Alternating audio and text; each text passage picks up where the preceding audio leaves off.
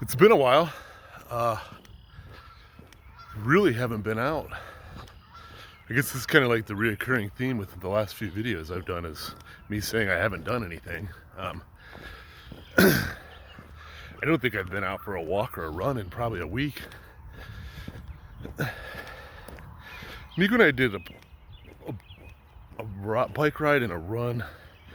I can't remember exactly when that was. It wasn't too long ago. But yeah, I haven't been out routinely like I was. I think I maybe got comfortable in my routine and maybe a little bit too proud of myself for what I've accomplished. And that's definitely not helping me. I need to refocus and keep moving forward. I've actually gained a few pounds back, probably real pounds this time too. Normally when I gain some weight, it's like just a weekend of some carbs, salt and sugar and stuff, and it's normally water. Within a day or two it's gone. But this has probably been about a 2.5 week period of just not really staying with my diet that I like, and my exercise routine. I think if I would have stayed up a little bit more with exercise, it wouldn't have been nearly the same impact. But yeah, I can tell right away too. I just don't feel as good after these last couple weeks, partially from the lack of exercise, but also just from eating. It's been I've really introduced some grains back into my diet. I've had some sandwiches.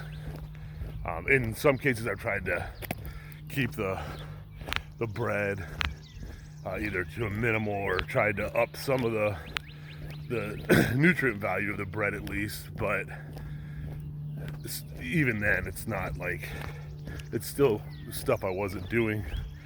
I have probably had rice 3 or 4 times in the last 2 weeks as well. And sometimes this seems to happen when my food supply runs a little low at the house of the things that I want or I should be eating. And so it's easy to grab a pantry staple to mix in with something just to increase the amount of calorie value that you're getting out of your food.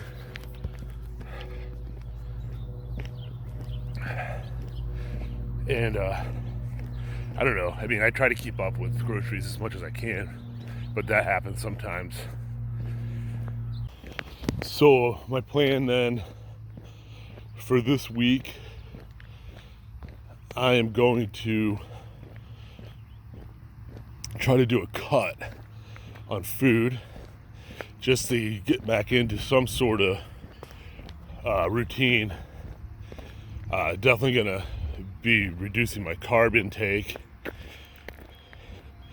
I'm gonna boost some fiber this week as well, and my lean proteins, I'm gonna go up on that also. I mean, who knows?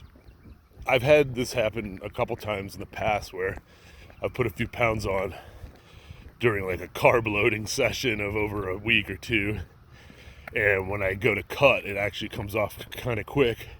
I think it will just depend on how fast my ketones pick up and my sugar levels stabilize, because I know they're probably out of whack. I think I'm going to go over to the drugstore and pick up a few glucose strips and ketone strips, and maybe this week and next I will monitor my blood sugar levels just to see where they're at. They were doing really good. I really got them under control. They were doing awesome. They were well below 100 all the time. I was stable in the 80s and 90s the majority of the time, and a lot of times that was even after eating. So I was really happy with that. Prior to really focusing on my blood sugar levels, they were kind of all over the place. I mean, they were never like crazy high, like 130s and 140s and stuff, but there was definitely times where it was breaking into the hundreds and even higher depending, and that showed in my blood test results as well. I had some higher numbers. Not this previous one, they went way down. This previous one after I really started monitoring. So happy with that. But yeah, I think it'd be smart to check that and check my ketone levels just to see where I'm at and to see how hard it's going to be for me to actually shed these few pounds that I put on over the last couple weeks and get back into a routine of dropping pounds, because I'm not anywhere close to where I want to be. My main goal was 250 pounds by June, and before this last couple weeks I was at 259, so I was 9 pounds away. Now I'm about 264. So yeah, that's a 5 pound gain. And we'll see though. I'll weigh in again tomorrow and see where I'm at. Sometimes I'll have a dramatic swing in weight, depending on water retention. Not that I'm going to dehydrate. Not that I'll stay hydrated, but just excess water that my body's holding on to from eating poorly and not exercising, and getting rid of that water that I don't need. Also, another kind of motivator is a couple of my friends that I've been talking to during this whole thing over the last year of me working through some of my metabolic issues, etc. They've also been doing work as well on themselves. The one guy was about maybe 3 months or 6 months already ahead of me. He had already started, and he's doing well. He also, but we're talking with him, he's also had some fallbacks where he's gone off for a month or a few weeks and had to get back on it. For a while, his job didn't require him to be out of the house very much, so I think he was able to focus on that. He's now out of the house more, but he seems like he's doing really well being out of the house, and that's a motivator for me, because he's really stepped up his game for not being in his optimal conditions that he likes, which is working at home or working out at home. He's still doing it while he's out on the road, and that's pretty impressive. He's compounding exercise routines, so he's doing long walks at brisk pace and then doing strength exercises as well following that. So yeah, really motivating. My other friend, he started in with us doing this probably about halfway through my journey of getting started last year, and man, my eyes are watering. And he's really upped his distance on his walks and runs, and he's really updated his amount of running that he's doing. It looks like either that or he's really walking fast, which I don't think so. I'm pretty sure he's running. But he's getting some long treks in. I think a lot of it is a trail too, so that always makes things fun and exciting. Plus it gives you some little more terrain.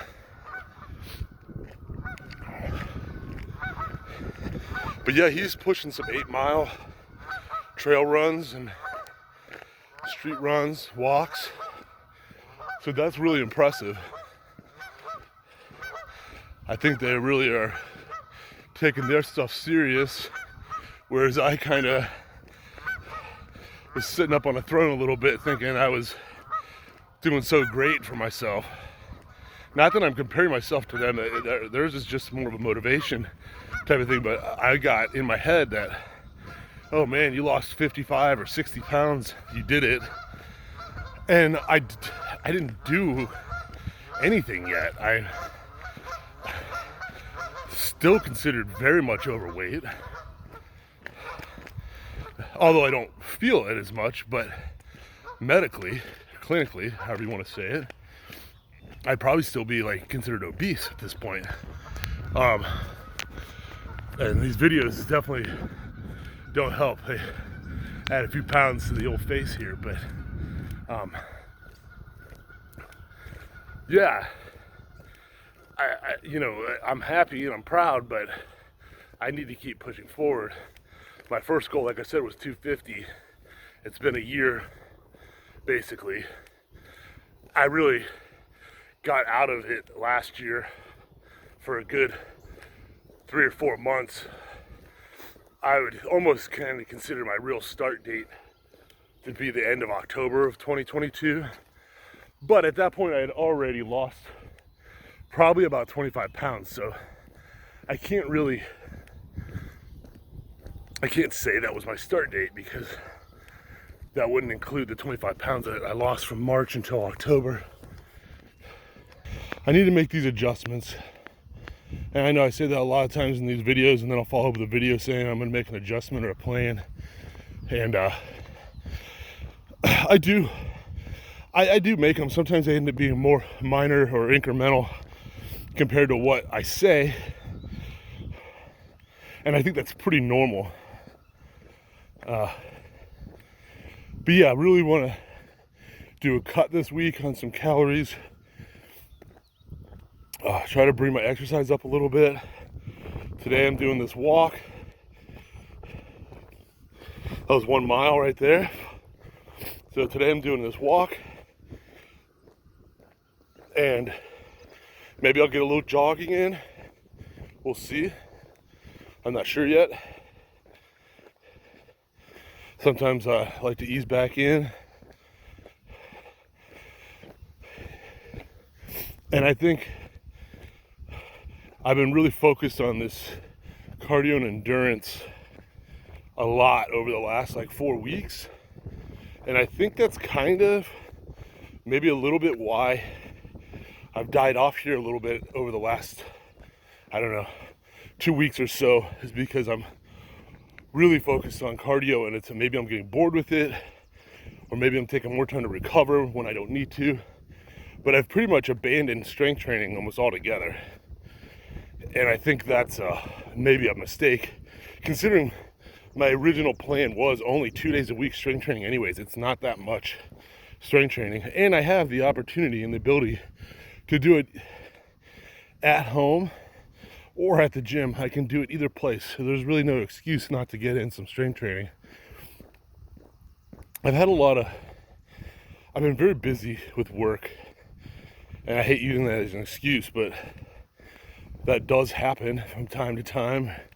Work takes over for a little bit, and man, when you're done with work, instead of doing your exercise like you should, or your lifting, you want to make dinner or go do something else to get your mind off of work, which exercise would be the perfect thing to do for that. But after so many years of a different routine of not using exercise as your thing to do, then it takes time to break that habit.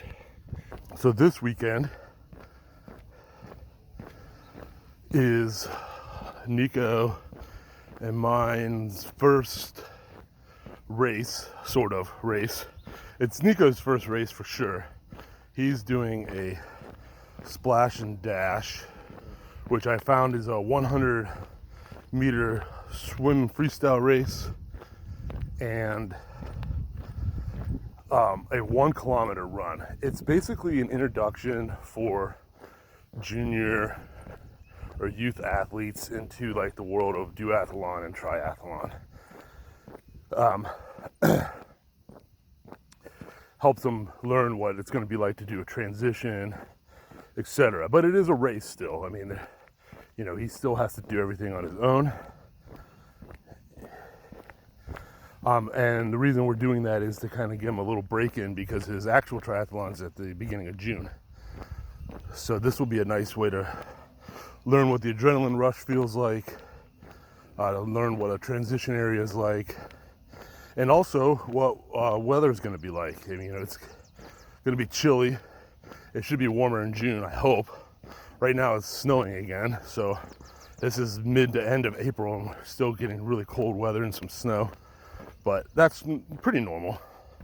You just like, you get those nice weekends and weeks, and then you go back to this kind of stuff, but whatever.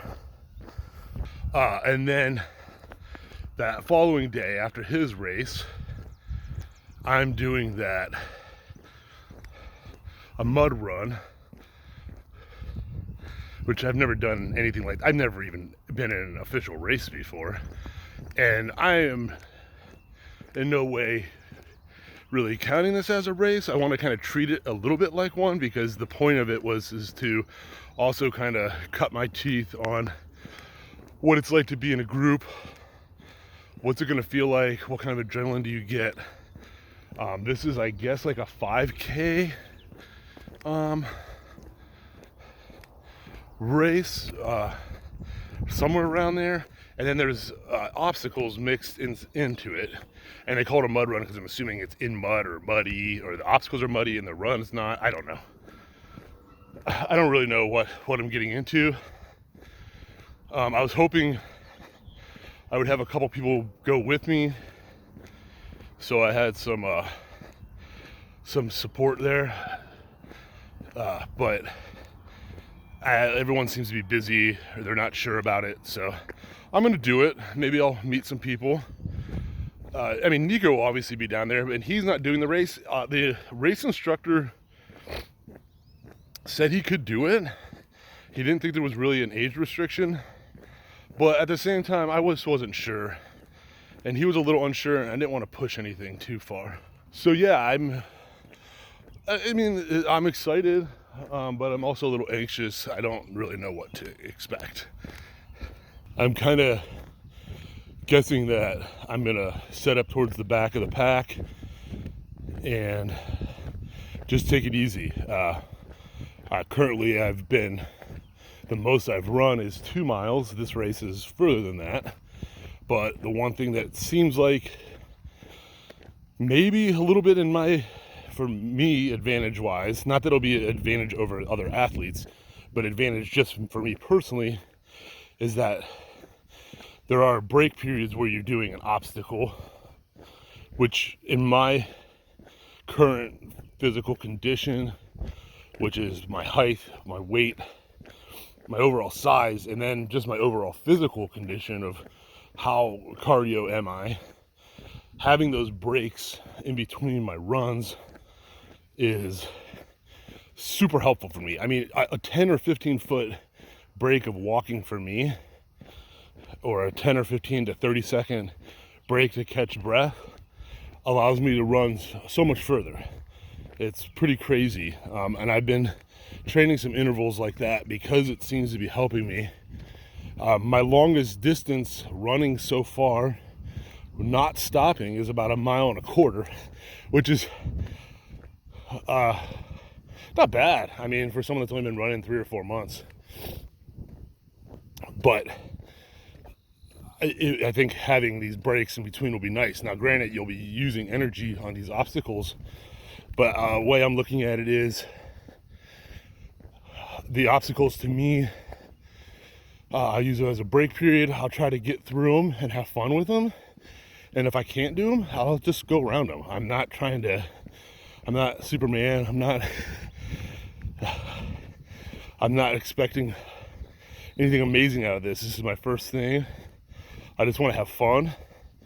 And I know, like, someone that's ultra competitive would be hearing me say this and probably cringing right now at that mentality. But I'm okay with it. Now, as I progress and get better, then, well, step back just a second. I'm taking this thought process because I am very competitive person. Growing up, that was always part of my issue. If I wasn't competitive with somebody else, I was competitive with myself. I would get super angry during sports if I didn't do what I was supposed to do. I always wanted to try to do the best I could do, and that's always been a thing with me. And I look back at that and wonder if that was always the best way to handle things, and I don't think it always was. I'm trying to look at sports a little bit differently now, and I think there are times and a place where you can maybe turn that switch off or down a little bit on the level of competitiveness, and hopefully have fun and enjoy yourself at the same time. So there's that. So yeah, the goal: have fun at the race, do good, try hard, but most importantly, have fun and just try to get through it and get done. Skip only what you have to skip and work hard through the rest of it. That's the goal for that race. And hopefully by the time the triathlon comes, about 5 weeks, 4 weeks after that, 5 to 4 weeks after that, I'll be in even a little bit better shape. I'll know what to expect, and I can push even a little bit harder and see how that goes. But I'm looking forward to them. A little anxious, but definitely looking forward to it. So what's new? What's exciting? Well, I think right now, at least from a exercise standpoint or training standpoint, is cycling. Really enjoy cycling at this point, and maybe just because it's a change from what we've been doing training wise. But yeah, the cycling has been really fun. There's an element to it. It's speed. It's something that I can go fast on. I'm just not a fast runner, at least not yet. It's fast. I just broke, I think, my top speed now. I went it was like 30.6 miles per hour, something like that.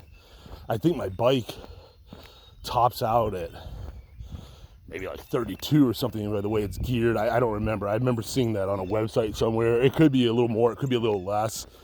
I don't know exactly, but yeah, that's fun. The speed aspect of it's fun, and covering distance, that's a lot of fun. Being able to get from point A to point B quicker, but at the same time cover 10 miles is fun to me. I like knowing I can do that. I like knowing that it can be an adventure on your bike more than it is when you're running. You get to see more in the time that you're out. You get to cover more distance in the time that you're out. And you can most likely get back in about the same time as you did going out. It's just a lot of fun. And, they're new bikes, and, get new equipment for them. That's like that whole part of it's fun. It's the same with running. When I first went out to run, getting the new shoes and running pants and shorts and your compressions and all that stuff, it's like, it gets you excited and motivated. That could also be another reason too why I haven't been out to run as much. Is like you're really excited when you first start something new, and just like almost anything, things die down a little bit. They may not be as fun as they were, and then it becomes more of a routine, or I'm going to get fit, I'm going to do exercise. It's not, let me try out the new gear. That's what I think some of those gear reviewers have a pretty cool job being able to do that. I bet it makes it exciting to get something new every so often to take out and try and keep things fresh. I bet it would get boring though too. It's like every week or every couple days, here's a new pair of shoes or new watch or new pants, and now you're just like, that dopamine rush of getting something new starts to wear down. I don't know, but yeah. But anyways, back to the biking. I kind of sidetracked there. Yeah, new bikes, new gear, getting to check out new stuff, taking new trails. You know, we've already done a 24-mile ride. That was round trip, and it was fun. We took our bikes, we drove to a location, and we stopped and we had lunch, and then we rode back, and it was a good time. I really enjoyed it. Okay, what else exciting and new on the training side of things? Swimming. That's been going pretty good. That's one thing that I've pretty much stayed with routinely, I would say. I'm at least once a week on swimming, if not twice a week. And I've done well with that. My times haven't dropped off on that. They've only kept getting better. In fact, my distance times are pretty much where I want them to be for the race. I mean, I know it's going to be different, the race in June for the triathlon, because it's going to be open water, and I've only been able to practice in the pool. I've been doing spotting, I guess that's what it's called, where you, on your breath, you look forward and find an object and train where you're going to be swimming to. So I've been practicing at that. But instead of just doing my normal distance swimming now, or timing my race distance, I've just been doing fast intervals, like 50 yards or 50 meter intervals, faster than I would normally do them if I was doing like my full race distance. And I'm timing them every lap in those times, and then I'll take a 30-second break, and then I'll take a 30-second break. And when I add those times up, my times are like even faster than on my normal race distance when I'm at speed, which I guess it should be, because I'm taking that 30-second break. But I think that's going to really help me. So swimming is going really well, and I still enjoy it. And I think, with everything, if I can reach some of these weight goals, I think my times are going to keep getting better. I'm just going to get faster. And I think it's going to really help me with my running. I really, not that I'm not trying at running. I know I could try harder. But I'm in my head too on the running with all these different forms. I keep going back and forth on how I want to run, and that's okay, because I'm just learning, I'm experiencing. I'm going to find the way that works best for me. But and I hate making excuses, but I really think dropping weight is going to help me extremely on my runs and on my speed. I know there's bigger guys out there that are running, and they're running faster than me, but there's not a lot. There's not a lot of guys out there like that. And if they are, they've been training for a long time at that weight. Dropping the weight's going to really help my running game. I mean, it's going to, like I said, it's going to help across the board on everything. But when it comes to running, I think it's going to make a huge difference. That was it for my morning walk. This is what we got in here. 2.45 will be about 2.5 probably on the dot by the time I get back to the house. And we'll see where the day takes us.